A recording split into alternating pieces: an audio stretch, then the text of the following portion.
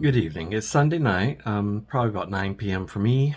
Right now we're on Pacific time, so California time. Um, I have been thinking the last couple of weeks about doing a VR. Um, and if you recall, a couple of weeks ago, Simon from the Hermit's Cave and Kasia from TarotMap um, sat down and had a discussion. They had questions they answered on the past 10 years in tarot because they both started about 10 years ago, and it was a really interesting discussion. And having sat there and listened to it and watched it, and I watched it through probably a couple of times, I'll probably watch it again. Um, it just made me think about the changes that we see, even if you go back and look at older videos. Now, I'm fairly new to tarot. I would say I'm on my third year. So, and it's been very helpful, and it's been a wonderful experience. Um, and I won't go too much into that, just other than to say that, and everyone has been wonderful that I've come into contact with. We are a special tribe, and I like being a part of. I love being a part of this tribe. But after the video and after I had time to think about it, I messaged Simon and I asked him. I was like, I thought maybe I could do a VR and call it something like, what did I put in the message? Something like, oh, an impromptu VR to Simon and Kasia. So, not quite sure what it's going to be. Yeah, why don't we just do that? An impromptu VR to Simon and Kasia. Um, and I will make that the hashtag. See how that works. If I do change it, I will put it here on the right here. I've got my camera facing a different way, so it's a little bit learning how to manipulate it that way. But I'll start with some questions, and I'll do this front facing for a moment, and then as the questions evolve or develop, then I'll move through. So the first question is kind of a double one because I think these really go together, and I kind of wrote these out, and then I have some marked like, oh, well, these two go together, so it's a two-part question. So the first one's a two-part question. What was the first video that made you feel like you'd found your people? And what creator changed the way you think about tarot, not just which ones entertained you? And that's fairly simple. When I first got back in, well, I wouldn't even say I got back into tarot. When I was younger, I'd met someone that did some tarot readings for me in our little group of friends that we had. And it was really nice. And then they were very secretive about it. Like I had to, I couldn't just learn about tarot. I had to be around the group for a while. And then I had to be gifted my first day, all these rules and stuff. So, excuse me. So all these rules and everything. And so I never really picked it up from that point, but it stayed in the back of my head. And when I was, and I've discussed this before, COVID hit, my spiritual community sort of fell apart, disagreements over what to do, what not to do. And so I was kind of like, okay for a while. And then, oops. And then as things happened, I started having some things that I had to deal with. And I needed some type of spiritual underpinning or practice to keep me grounded. And I just went onto Amazon and I picked out a deck. And I've talked about this before.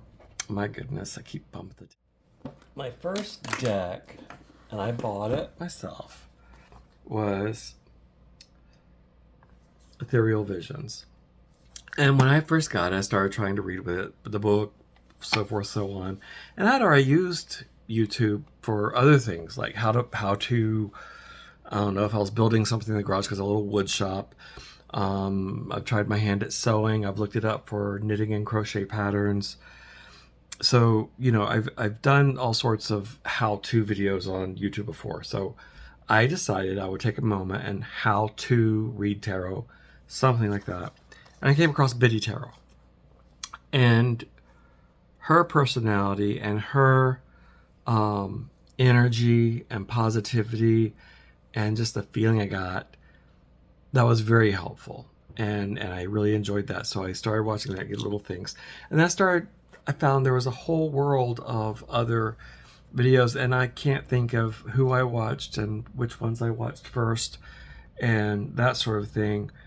But I do remember the second part of this question is, which creator changed the way you think about tarot, not just entertained you? And that was Simon at the Hermit's Cave. Now, after watching their interview together, if I had stumbled across Kasia, I think I would say the same about her. But I discovered her channel through watching this interview, and I subscribed because she had the same sort of energy that Simon does, as being down to earth and reachable and no gatekeeping. It just, but when I started watching Simon at the Hermit's Cave and saw it was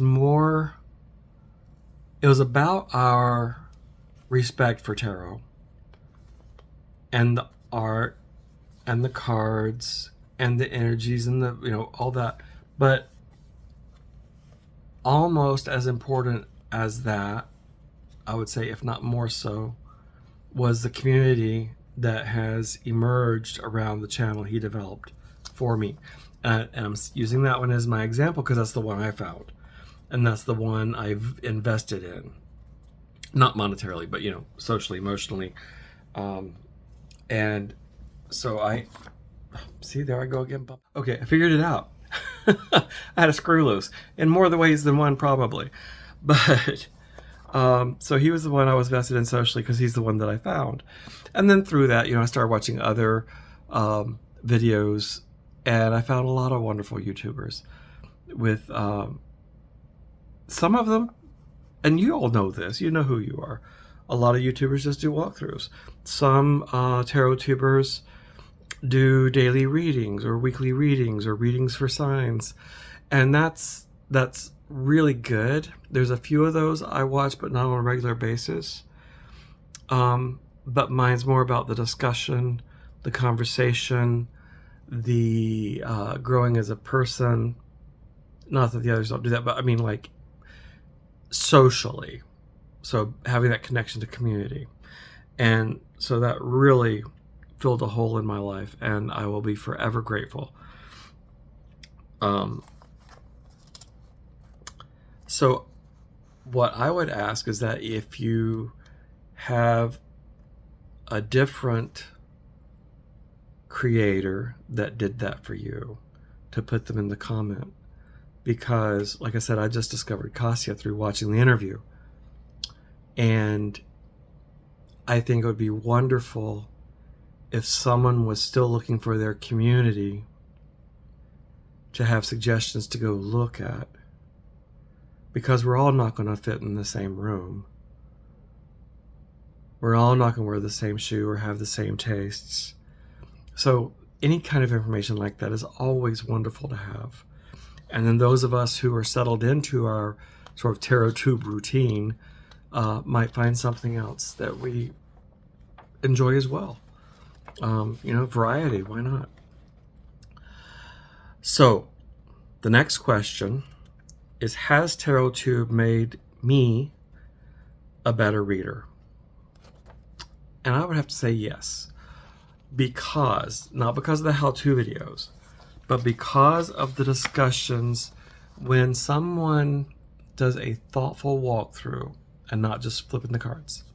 But when someone takes a deck and does a walkthrough of it and discusses the imagery and how it hits them and how they see multiple ways of interpreting it, I don't cement those in my head, but that information becomes a part of my library in my head that I read cards with, and therefore my ability to read has really broadened through seeing how other people see the cards.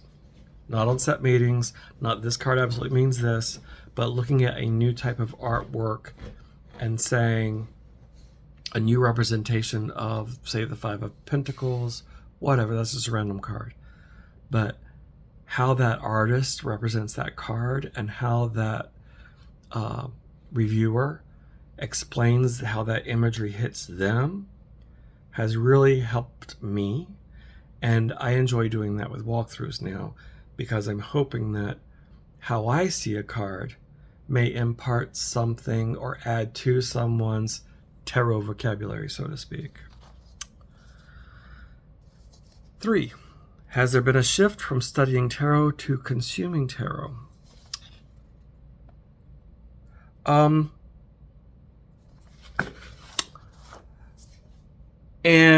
That's a two-part question too. The second part of that is, are we taking enough time to really live with a deck before moving on to the next one?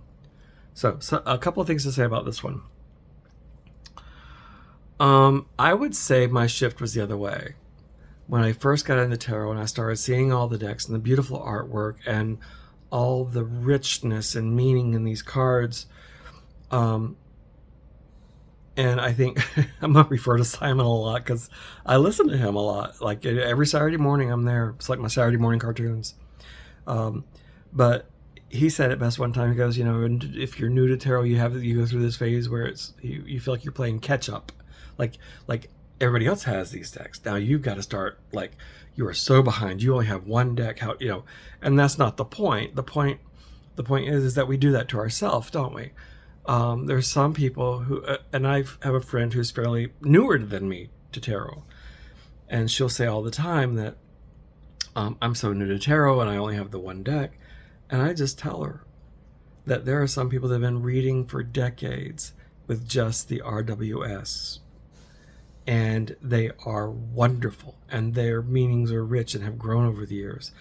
And so I tell her there's no need to buy more decks unless there's a call to. Now I went through this catch-up phase where I would see one or someone would show one, and it's like, oh, well, it's almost, they were telling me, like, you have to go buy this. It's how I felt. And I think that is something that a lot of us that were new or are new to tarot go through. So if you are new to tarot, slow down. Especially for some of the decks that are mass market, they're not going to go out of print tomorrow. If there's a hard to get deck that's coming back into print, there's only 500 copies and you absolutely want it. You have to make that judgment call as to whether or not you can afford it. But that being said, there was this feeling of I needed to catch up. I felt like I was way behind and I didn't have all the things I was supposed to have. But that's changed. So I've stopped consuming tarot and started studying more with the decks I have. Because now that I'm purchasing more carefully, I'm buying decks that lend themselves to study. So, and then are we taking enough time really to live with a deck before moving on to the next one? I don't know how to answer that, because the decks that I'm getting now, I don't see them leaving, and as long as I have them, I will study them and work with them. And the longer I study them, the more new things. It's like I was saying, it's like you could have the same deck and use it for years and still learn and see things that are new. And that's true for any deck. So I don't know if there's a moving on to the next one. I think it's more of a, if I get a new deck, it's more of how do I fit this new deck into my practice? Or what situations do I feel called to work with this deck? So it's more of that sort of questioning of you become much more attuned to your decks, which decks are right for what readings, and how to communicate with your decks. And that just increases through your whole life, like a friendship. What role do books still play in our tarot practice, in my tarot practice? Big. I love having my library. I have I did have about a half dozen beginner tarot books, and they were all very much similar, excellent books. And then the friend I just mentioned that's fairly new to tarot, I gifted those books, just those few books, to her. And then I told her, it's like, well, once you finish these and you use them, if you find somebody else that, pass them on. But my big books of reference, I keep those. I have, is it Susan? Oh, I have tarot correspondences, holistic tarot. I have several larger tarot books that I keep just for reference, and I'll pull them out every now and then and go back over the symbology or the images as to, and mostly deal with the RWS and the Thoth. But then what was meant when they created this card and these symbols, just to refresh my memory, or to, like, the Thoth, I'm still not super familiar with it, but I have that reference now, and I can look at it from time to time. So I would say big, and as long as they are printing books in tarot, I will still check them out. I'm fortunate enough to have a library system where I live that has a plethora of books on tarot that I can borrow and determine if it's one that I would like to purchase in the future. So that's good. When does collecting become curating? This is where my background in languages and linguistics and formal English training come to play. Because to me, curator is setting up a collection, getting the decks that would fit themes that I would have in breaking down or assorting my decks like a museum. These are from the Romantic period. I wanted to make sure we had these that represent these various artists, and so forth. That, to me, that's curating. Collecting is either just buying everything you see, regardless of how it hits you, just to have them, or it's being very specific about the decks you purchase. Now, with that being said, I think the intent of these questions, as I developed them, was the way that I collect decks is kind of a two-part. So I do collect decks, but I collect ones that I can then be a curator for, if that helps. So curation, collection, and if you do this VR, I'll let you decide how you want to answer that question. I just left it like that when I was going back and editing the questions, because I love that play of those two words and what they mean to you, what they mean to me, and how do we define those things. And then that goes along. This was another two-part question. Have I become more selective with my purchases over time? Yes, most definitely. What makes someone feel welcomed into the tarot community? I would say support. I have been in some groups where someone asked a question and the responses were, why are you in this group if you don't know that? Or it's almost laughable. I can't believe you're asking that question. You need to get this in this book. Just answer the damn question for them. Help them out, people.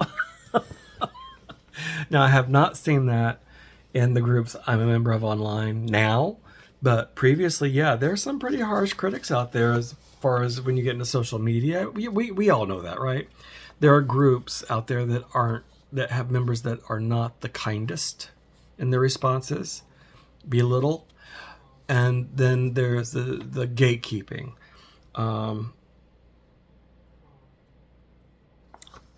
Don't be a gatekeeper. If someone wants to buy their own deck, let them buy their own deck. If someone wants to shuffle the cards once and then draw from the top without cutting, let them do it. However they feel they need to develop, I love it when someone says, well, this is how I do it, but that's because that's what works for me. And then I love the history of it, because if you go back and read the processes from the Golden Dawn, or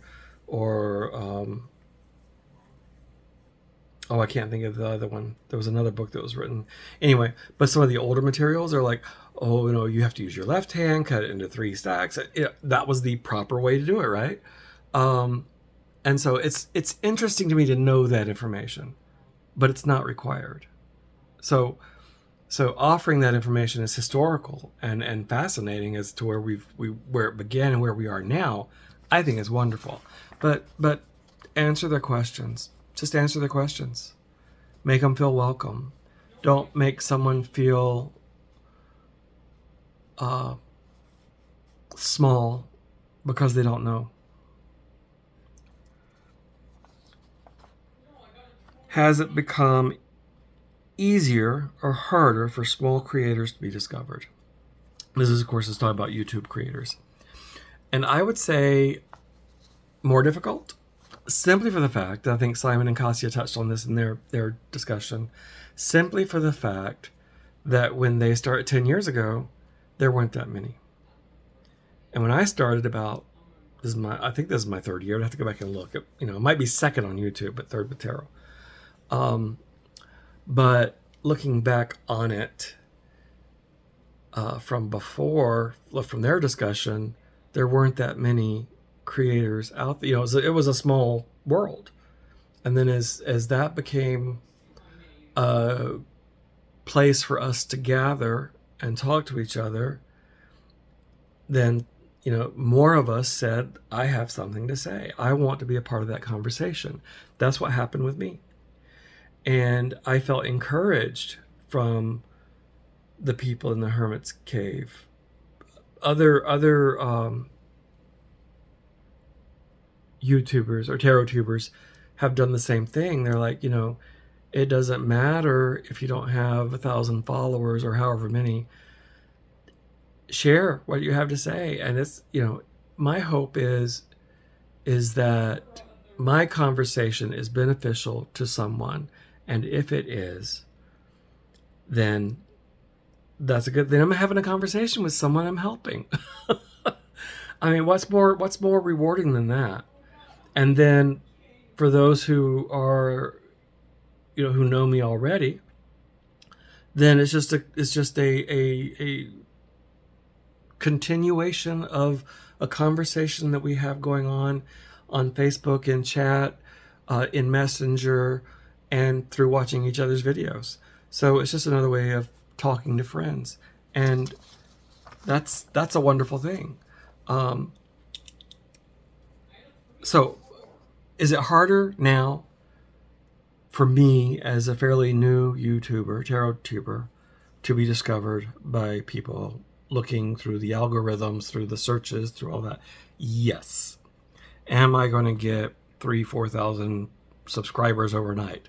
No. And I forget how long I should have looked that date up, how long I've been doing this. Maybe I'll do that and put it up here. But I've been doing tarot on YouTube this long. That'll be there when you watch it. And I have 144 subscribers right now. I am honored that 144 people find value in what I have to say. Yeah, so that's it. But yes, just for the sheer number of channels that are out there and the way the algorithm works, yes, it's more difficult. So I would not recommend it to someone starting out as a way to make money. This is not a career option when you're first starting out. And that's not why I do it. I do it, like I said, for the friendship, for the conversation, and hopefully some things I say helps people see something else that they haven't seen before. The same reason I watch TarotTube. Where did I go?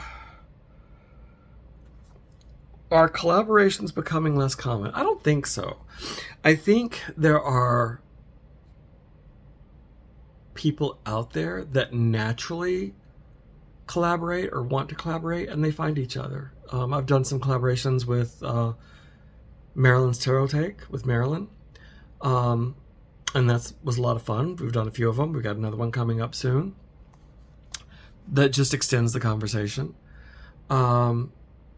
Are they necessary? I don't think so. That's not part of the question. I was just thinking about like, but there are people that enjoy doing them, and I think most of them are like what happened. Marilyn and I started. We met in the Hermit's Cave.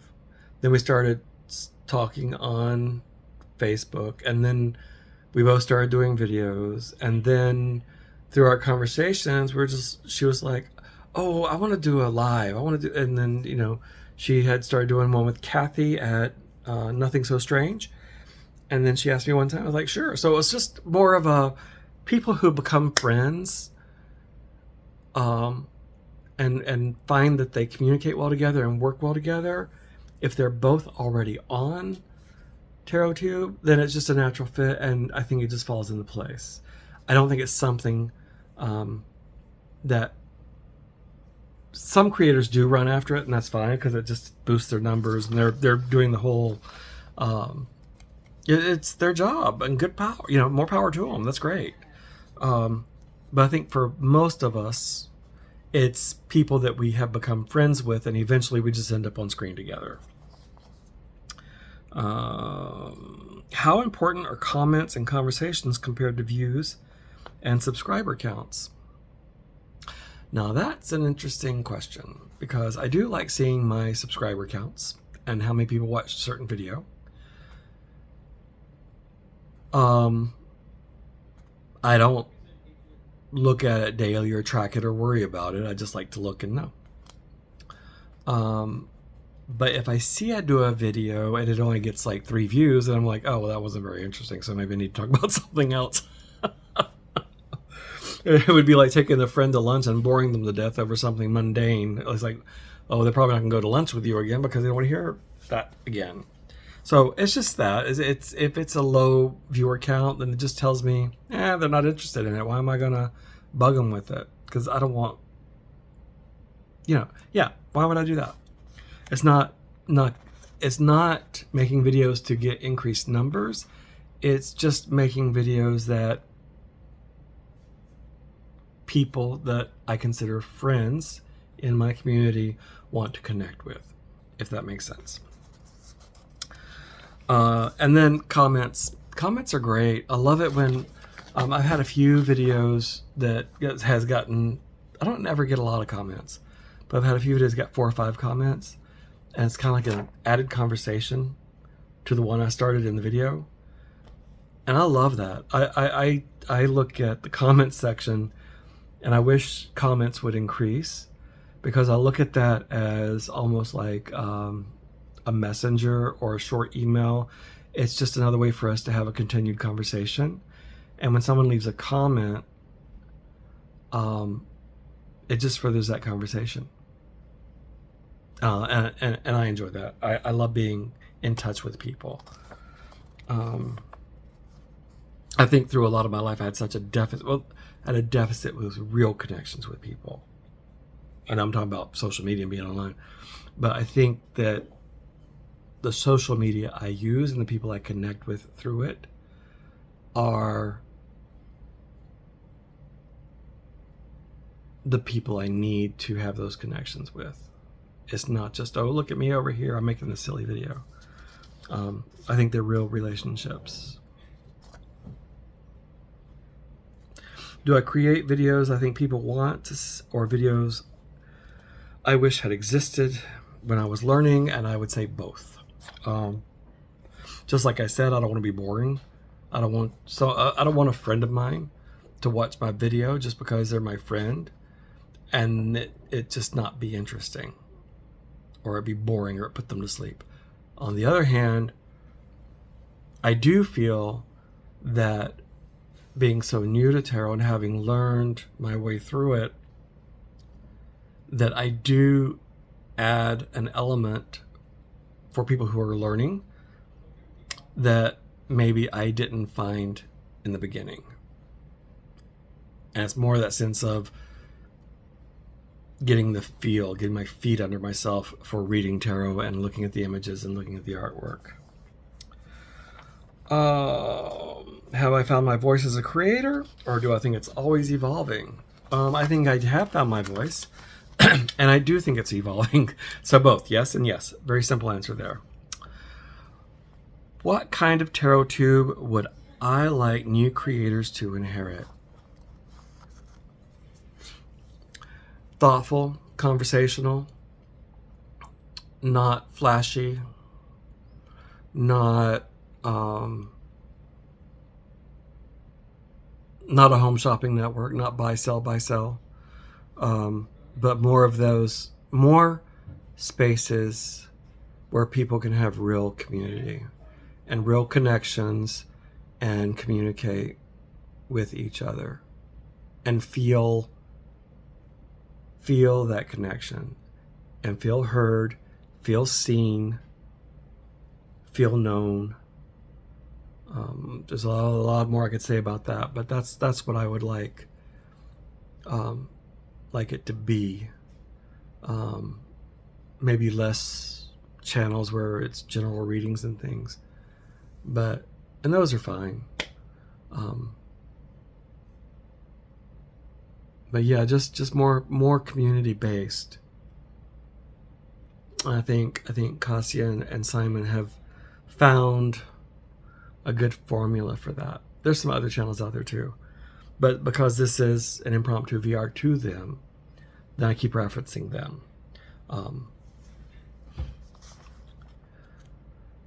What gives me hope about the future of this community?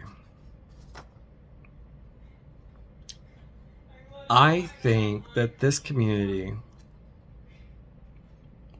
the groups I'm active in, are so welcoming and so helpful and so uplifting.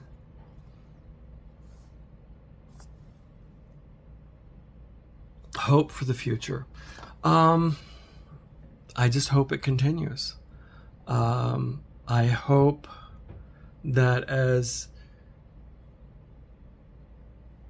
people at some point retire from TarotTube or leave, that community stays together, or if not together, at least there's another creator out there that provides the same type of space, continuity in what we have now in this environment of familial connection through this tool that we love. And then there's one last one, and it's a closing reflection. If someone discovers TarotTube for the first time 10 years from now, what do I hope they learn about tarot from the videos we leave behind? And I would hope they learn that through our work with the tarot and through our connection with each other, that over time we became better people and we became a better community and we affected positive change around us in the broader community that we live in. I think that's what I would hope